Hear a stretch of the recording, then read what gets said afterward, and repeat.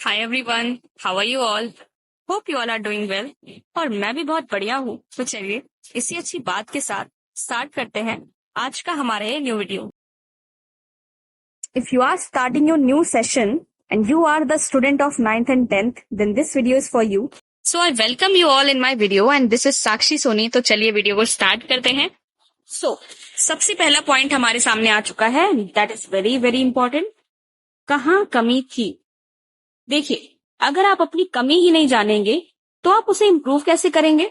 इसलिए सबसे पहले ये पता लगाइए कि कहाँ पर कमी थी। सारी चीजों को एक जगह नोट डाउन करिए। वॉट एवर यू थिंक कि आपने ये मिस्टेक्स करी थी, ये चीजें आप नहीं कर पाए थे, आप सारी चीजों को एक साथ नोट डाउन करिए। जैसे मान लीजिए कि आप मैथ सॉल्व कर रहे हैं और आपकी कैलकुलेशन वीक है, तो आप जो है उस क्वेश्चन को सॉल्व करने में काफी टाइम लेंगे। और अगर आप हड़बड़ाहट में करेंगे तो पॉसिबिलिटी है कि वो आपका आंसर करेक्ट ना लाए। इसलिए कहीं ना कहीं डीमोटिवेशन का आपको सामना करना पड़ सकता है। तो कैलकुलेशन वीक कहीं ना कहीं एक लैग पॉइंट की तरह तो काम कर ही सकता है। हो सकता है कि एग्जाम्स में इसकी वजह से आपके क्वेश्चंस छूट गए हो, ऐसा भी हो सकता है। और नेक्स्ट पॉइंट हमारे पास जैसे है कि आप डेटा अगर भूल गए थे। फॉर एग्जाम्पल हम बात करते हैं सोशल साइंस की। तो सोशल साइंस में जैसे हमने हिस्ट्री उठा लिया, तो हिस्ट्री में कुछ चीजें ऐसी होती हैं जिसे हमें याद रखना होता है, नॉर्मली याद रखना पड़ता है। लाइक कौन से किंग का किंगडम कितने टाइम पीरियड तक का था, क्या क्या इवेंट्स हुए थे, पर्टिकुलर इसके बाद क्या हुआ, देन इसके बाद क्या हुआ, ये सारी चीजें हमें जाननी पड़ती हैं। तो उन चीजों को जानने के लिए आपको बड़े ही अच्छे से डेटा को याद रखना पड़ता है। फॉर एग्जाम्पल इस टाइम पीरियड में ऐसा हुआ था, इसमें ऐसा हुआ था, इसमें ऐसा हुआ था। अब अगर आप ये डेटा ही भूल जाएंगे और आपसे उससे रिलेटेड कुछ क्वेश्चन आ गया तो आप उसको आंसर कैसे करेंगे? ये भी एक लैग पॉइंट हो सकता है। देन है कि आपने सिलेबस ही टाइम पर ना कंप्लीट किया हो। अब जैसे आपने क्या किया, आपको एक गिवन टाइम पीरियड दिया गया था, 1 ईयर का टाइम दिया गया था, आपने अगर सिलेबस ही नहीं किया, यानी आपने पूरे के पूरे अपने सब्जेक्ट्स में से बहुत सारी चीजें आपने छोड़ दी होंगी या आपने नहीं किया होगा, तो इसका इम्पैक्ट आपके इस क्लास में तो पड़ा ही, साथ के साथ आपकी नेक्स्ट आने वाली क्लास में भी पड़ सकता है। क्योंकि आपको तो टीचर यही कहेगा कि आपको पिछली क्लास में ये टॉपिक सिखाया गया था और इस बार हम इसके आगे बढ़ने वाले हैं, ऑब्वियस सी बात है। तो कहीं ना कहीं आपने सिलेबस जो टाइम पर नहीं कंप्लीट किया, ये भी एक लैग पॉइंट हो सकता है।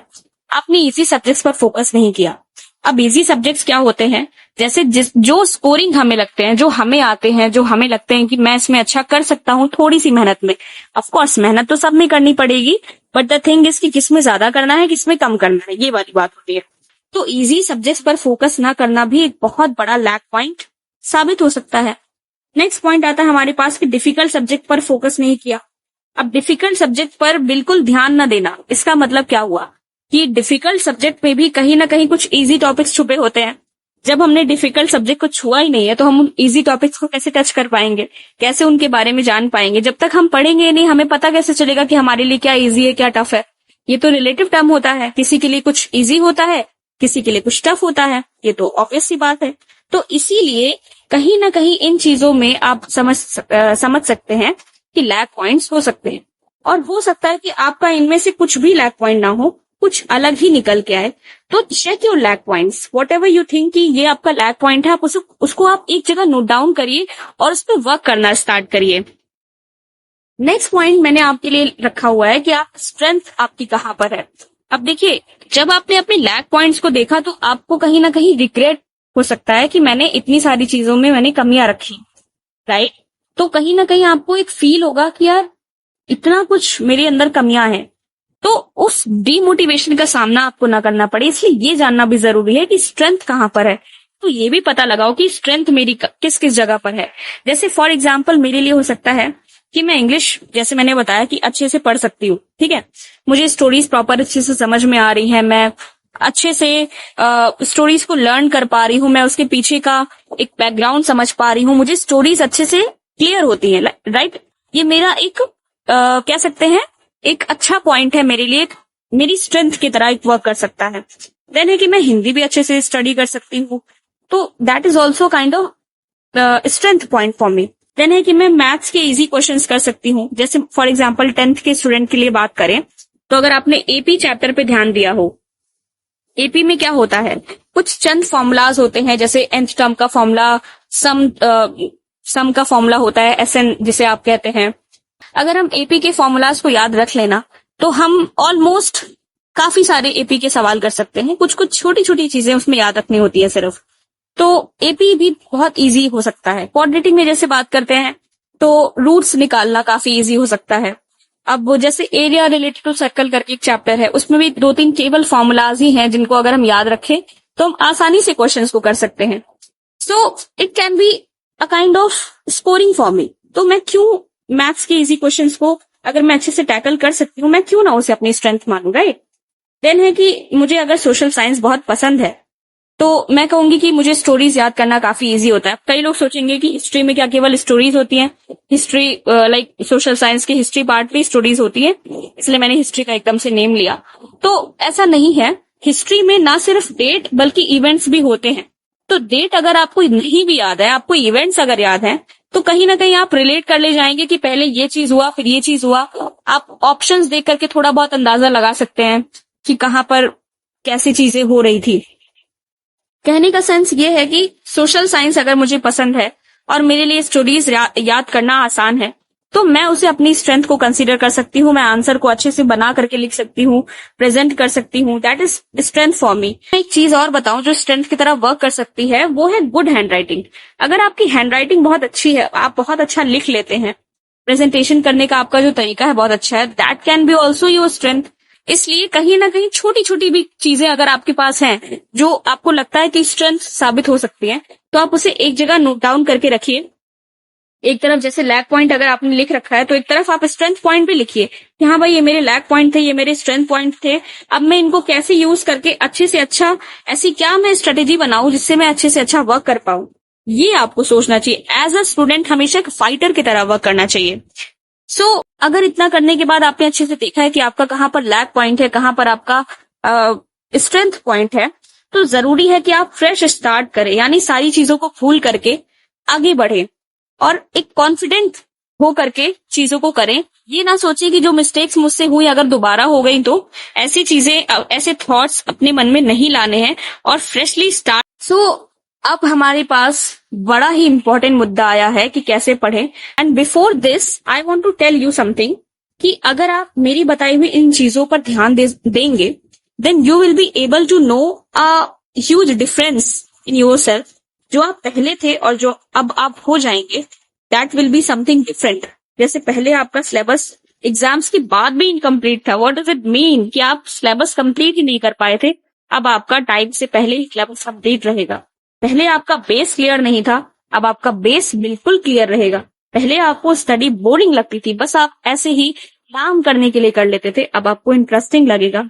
पहले आपको एग्जाम के लिए कहीं ना कहीं डर होता था, अब देखिए डर तो खैर सबको होता है, लेकिन it's very normal to be a human being. किसी चीज के लिए डर होना, जैसे जिसको बहुत अच्छे से चीजें जिसने करी भी होती है उसको खोने का डर होता है कि यार मेरी मेहनत वेस्ट ना हो जाए, और जो करता ही नहीं है उसको इस बात का डर होता है कि अब आउटकम क्या आएगा, काश मैं कर लेता।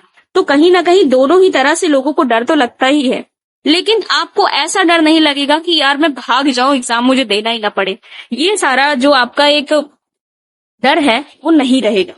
आपके जो भी कम मार्क्स जिस भी सब्जेक्ट में आए थे अब नहीं आएंगे, अब आप एग्जाम में ड्रॉप करेंगे।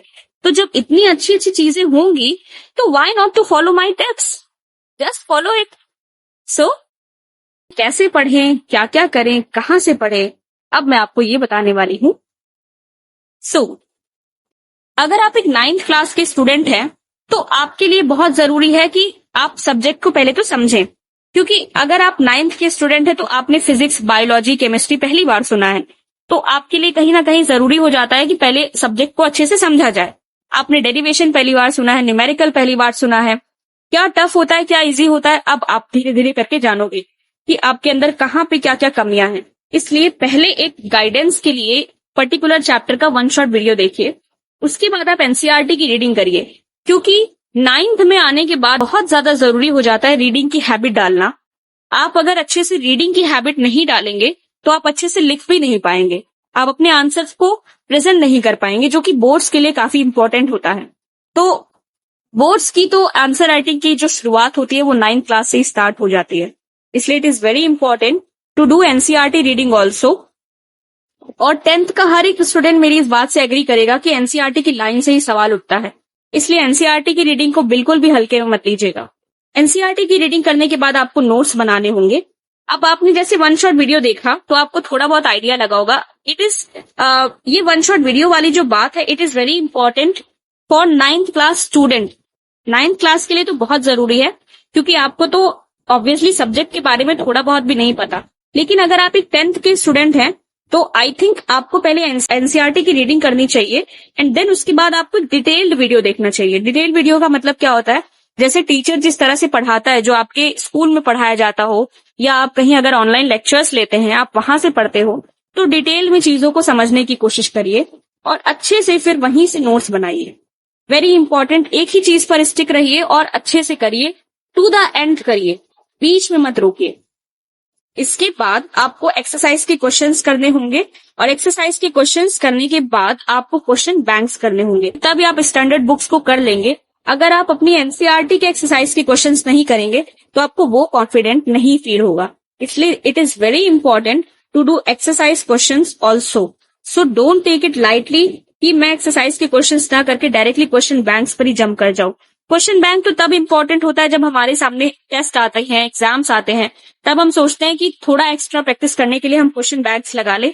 अदरवाइज आप अगर अच्छे से पढ़ाई करेंगे, अच्छे से अपने रूटीन को फॉलो करेंगे, तो हो सकता है आपको टाइम ही ना मिले एक्स्ट्रा क्वेश्चंस करने का। जब एग्जाम का प्रेशर होता है तब हम अपनी जो हमारा मेन एक लेवल होता है जहां तक हम मेहनत कर सकते हैं, उसके आगे हम एग्जाम टाइम में जाते हैं, तो तब ये चीजें बहुत अच्छे से हो पाती हैं।